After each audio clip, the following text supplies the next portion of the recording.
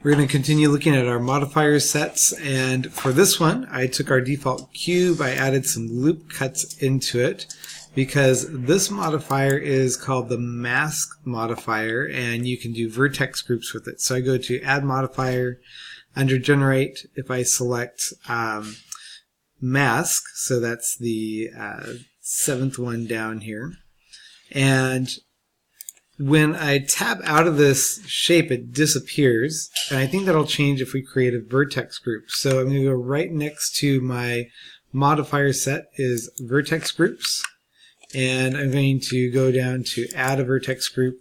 Here I have some loop cuts in here. I'm going to switch to vertex mode, and I'm going to deselect everything. C for circle select. I'm just going to select a few of these right in the middle here. I'm going to then assign those. So escape out of my circle select there, assign, and then I'm going to go back to my modifier in vertex group. I'm going to put the group there. I didn't bother naming it for this. And I'm going to tab out. I only see the vertexes that are part of that group. And so it's a way that you can mask everything else and have just part of it visible.